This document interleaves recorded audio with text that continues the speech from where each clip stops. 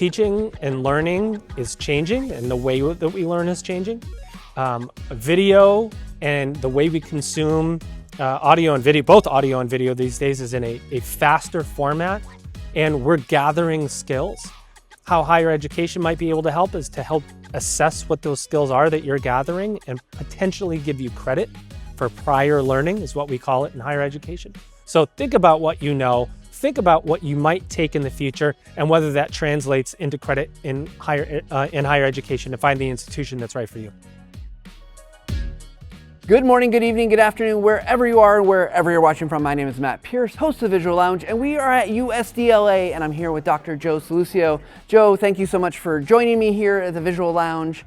As we get started, tell us a little bit about yourself. What should the audience of TechSmith followers and learners, what should they know about you? Well, I'm a veteran of higher education. I've been working in higher ed for about 23 years. I've spent the last 1 year at Sallustio after working in institutions for a long time. I host and co-founded the EdUp Experience podcast, which is a higher education focused podcast. I've interviewed 1,100 people across higher ed over the last 5 years. It's been downloaded like 500,000 times or so, including 375 college presidents from across the world. So a lot of information coming in at all times. And so basically all you've done is talk to people, because we've done 250 episodes over about 5 years. Yeah. It was a little over 250 people or so. I can't imagine that many. I record every day, Monday through Friday.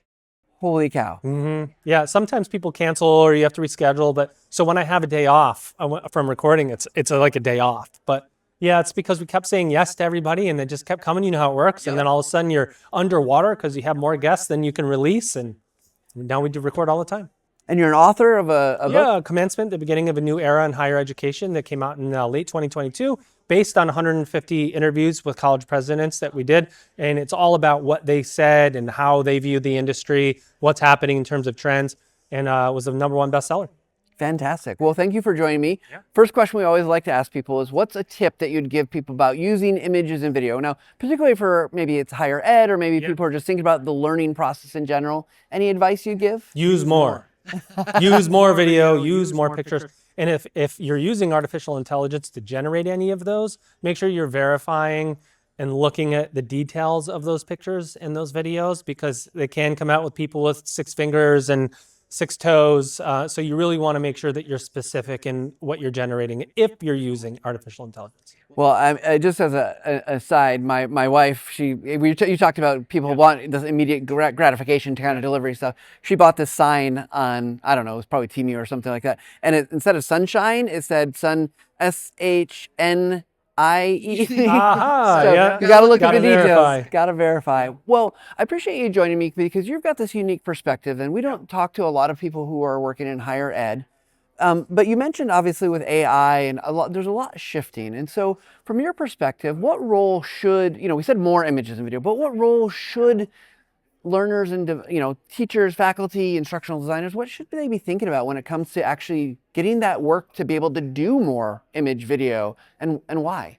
Well, I mean, I think we're in a visual world now. Everything we do is visual. Even though there's LLMs now and we're doing more text, it's manifesting itself into visuals, right? So the way our attention is captured and maintained is through visuals. So how do we take that and embed more of it into teaching and learning? And podcasts are not visual, they're auditory, but it is the same idea that we need to look at alternative ways for teaching and learning, especially if we're, and I spoke about this before, if we're looking at the inputs versus the output. How is the video that I'm watching and the information coming from it helping me produce this thing at the end, and the critical thinking that goes through it? They say a picture is worth 1,000 words, right? Mm-hmm. It's true.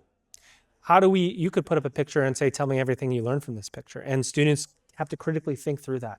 Not just, even, I have 2 kids. Everything they're doing is visual. I can't keep them off. They've got these little kid phones because they're still young. We don't give them the real phones yet, but I can't even keep them off that. So we're engineered to be on to looking at a screen somehow, and it's creating YouTube shorts.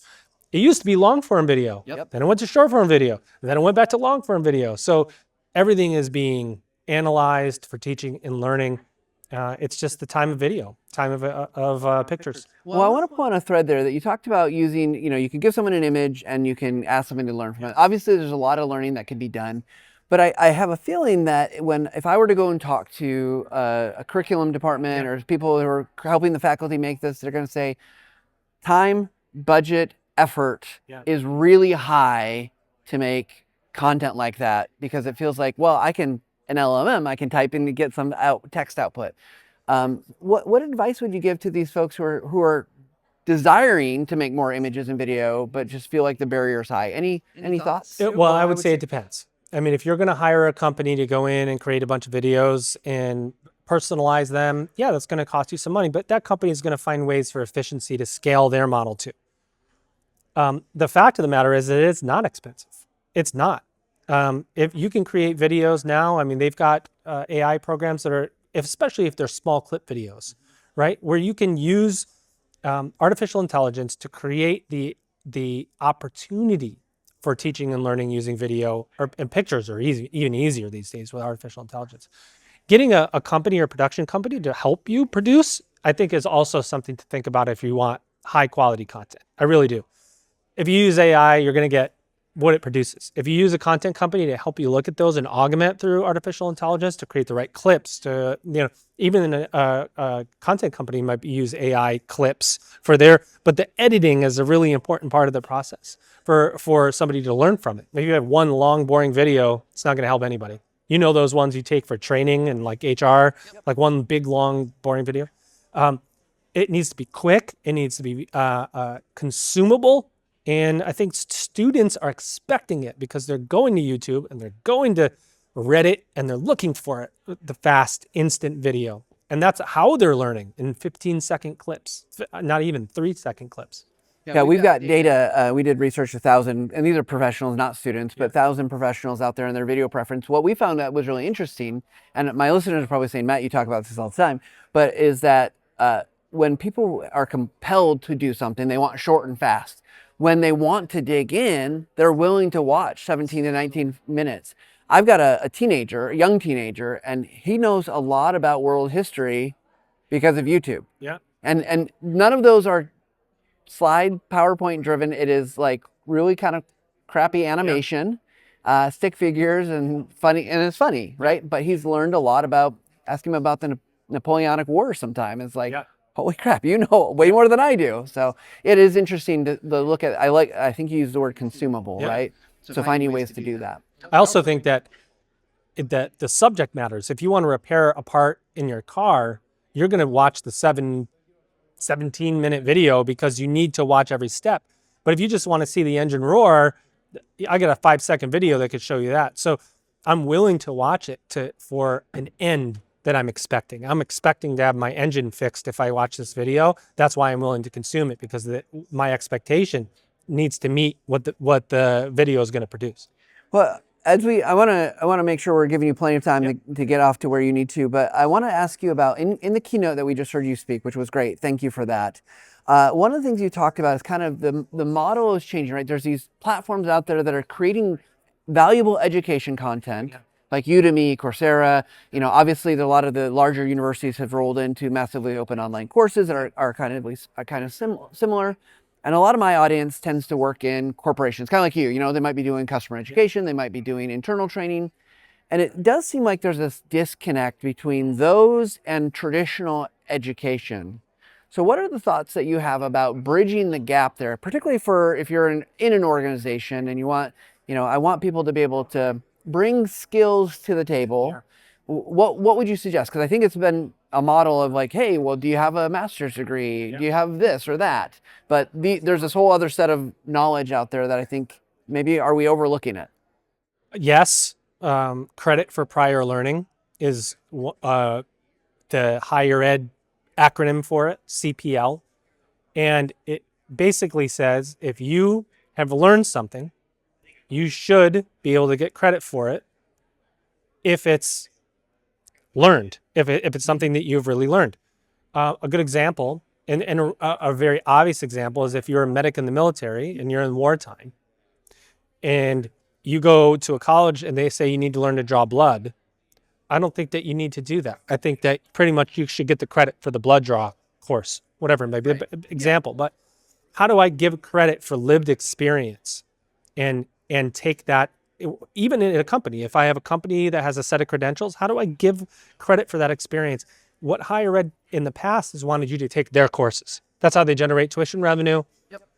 What will happen though is the student says, well, who will give me credit for these? And I'll go there instead. So it's the control is in the consumer's hands. And so they're going to go to an institution that recognizes and honors that credit for prior learning. So it does seem like in this world that I think about YouTube a lot because that's part of the where I live, spend my time, social media, in terms of helping create content for, is that there's so much content on YouTube. But the problem is you might learn, and people do learn, but we don't know, how do you prove it? That's right. So assessment's a big part of what higher ed does. So the part of the credit for prior learning model is that higher ed needs to have a structure to assess that learning, to say that you have this, you are competent in this skill, and we're going to award you credit. So it's on us to assess the model and do it, to assess students and do it quickly, or else you will go somewhere else that honors that credit and move quickly, right? We vote with a click. It's true. We just move around the internet until we find what we want. Or eventually there's somebody out there that will do it. It's about finding the right fit. So what I would say to those out there in the industry that have some lived experience, there's probably an institution out there that will give you credit for that. You have to find them, and not everybody is built the same.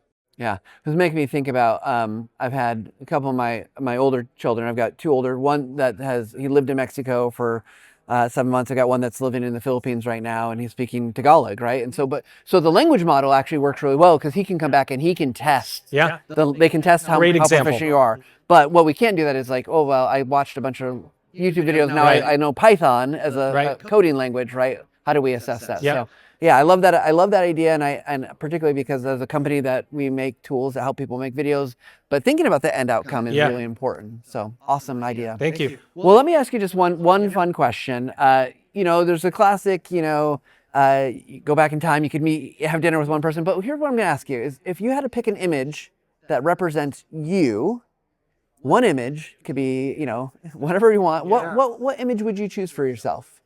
Wow, that is a question I have never received before. It's a tough one. I would say that, boy, I don't know. That's a good question. I think an image that would represent me is got to be a picture of my family, right? I mean, I'm a big family person. I got a wife and 2 kids. Everything I do centers back on the family and my family. All this speaking, it's all about giving my family a better life. So that's and if I didn't choose that, I feel like I'd get in trouble with somebody in my family. Some people are like, what are you doing? Yeah, how could you answer that the wrong way? I love it.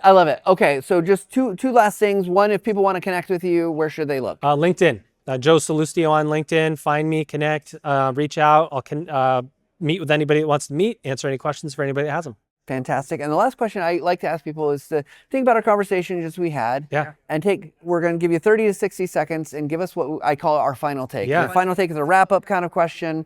So Joe, what's your final take? Final take is that, teaching and learning is changing, and the way that we learn is changing. Video and the way we consume audio and video, both audio and video these days, is in a faster format, and we're gathering skills. How higher education might be able to help is to help assess what those skills are that you're gathering and potentially give you credit for prior learning, is what we call it in higher education.